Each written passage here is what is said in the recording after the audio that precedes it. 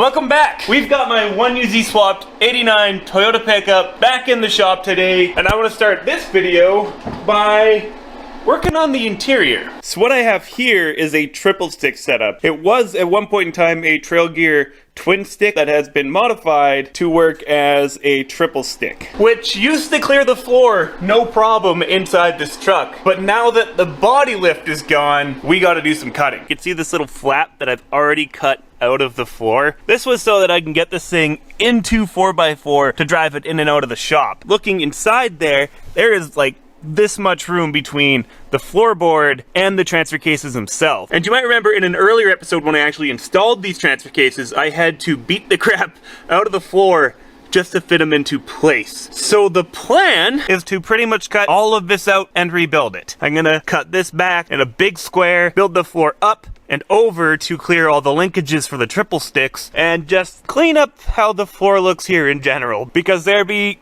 a lot of holes because this truck has had so many different shapes and forms over the years. So to make as much room as possible, I'm going to start by pulling the seats out, rip the carpet back, and then go from there.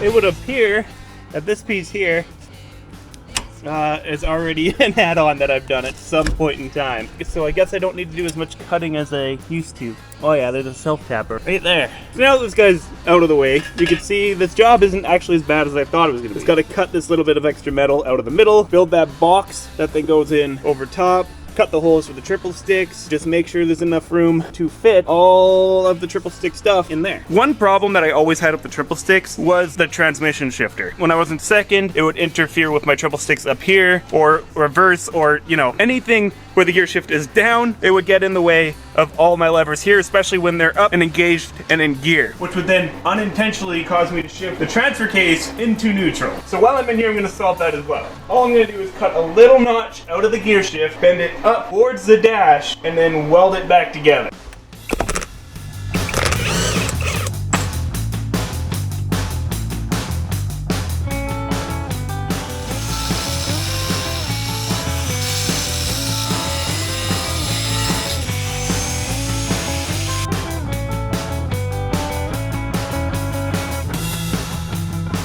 Now we just fill this back out with weld, and I think that'll put us right where we want to be. I ground down my welds after. I'm gonna give it a quick coat of paint where I was welding and on the bare steel here, and then we'll send her back into her home. I don't have a gasket, so we'll give her our TV instead, and then into your home. That should be good. Yeah, look how much closer to the stereo this is now. But it's close with room to spare. Now we'll get the floor cut out here.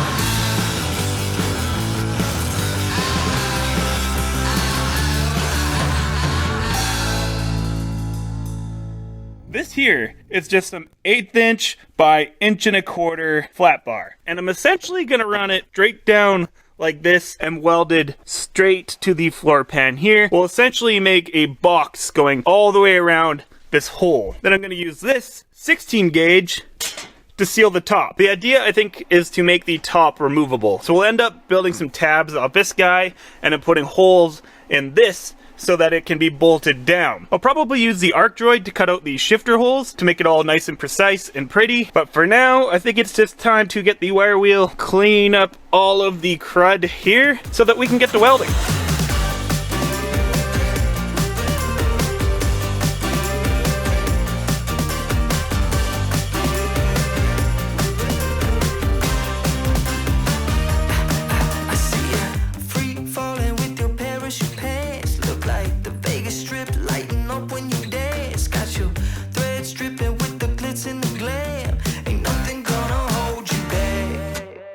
One of my goals with this raised tunnel here is to still be able to use my factory center console and this forward trim piece that goes whoop up around there. I think, looking at this, I made this just narrow enough to do it. So let's do a quick test fit. This shifter trim piece mounts on these brackets up here. Oh, that is like just wide enough. It just clears this. In fact, I gotta trim out some of the plastic on the inside of it, but when that's gone, I think we're good. Question is though, does the center console fit? Because it's got to fit over top of this trim piece here and clear all that new metal, and I am not sure this is gonna work.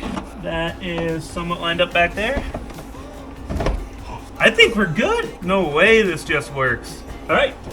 I'm sold. The only thing I'm seeing that's not gonna work is if you look at this piece of metal here and look at the center console, it does dip in here, and when this is boxed in, it will interfere. If I just plate the end at an angle like this, like come straight across with it, we'll clear. This worked way better than I thought. Honestly, I was a little bit nervous that I wasn't gonna be able to use this stuff, and I'd be going, all right, let's make a custom center console. But we don't have to.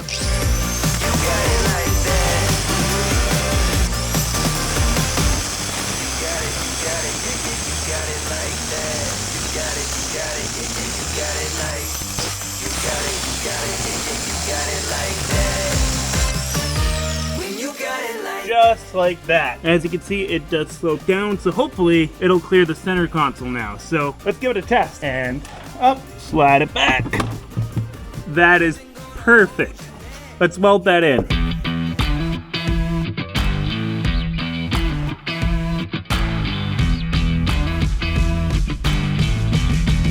Yesterday I worked until I ran out of gas in the welder. Can you tell where I ran out of gas here? But today I got another bottle of gas. So let's finish up the tranny tunnel and get everything back together.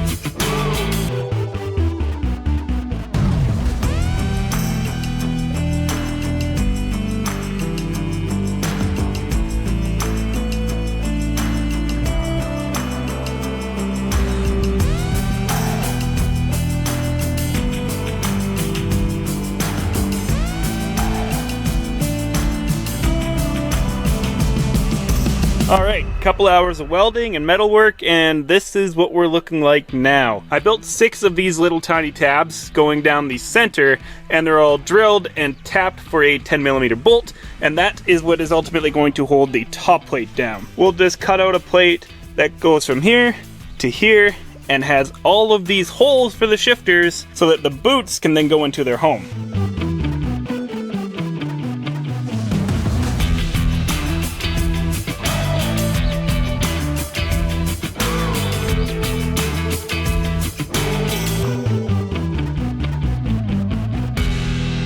So this is the rough idea of what we're working with here. It needs to be extended over this edge this way, just a little bit. I'd also like to extend the back a bit so that I can get a bolt back here and suck down the back of this plate. But this mock-up plate is perfect because now I can take a picture of this, put it into Fusion 360, and then cut out a much nicer piece on the ArcDroid.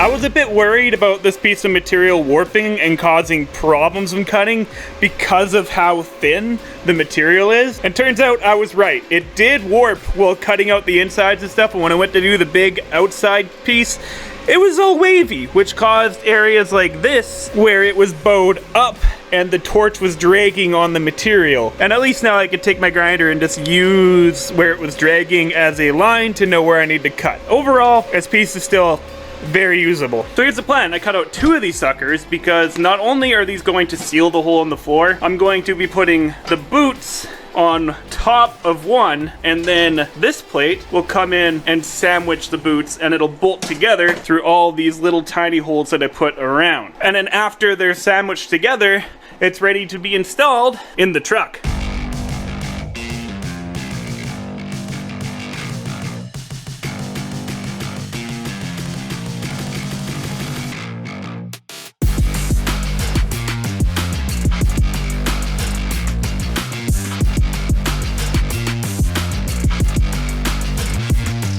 Sweet! That looks so good! I could shift through all the gears. No problem, everything clears. Man, that looks so good.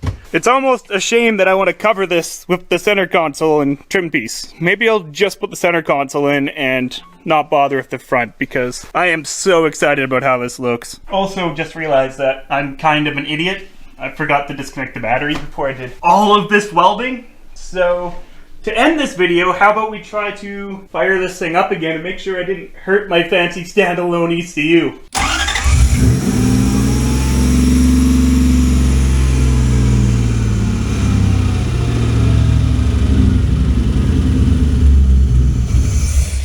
It would appear that I didn't hurt anything, so we're good to go.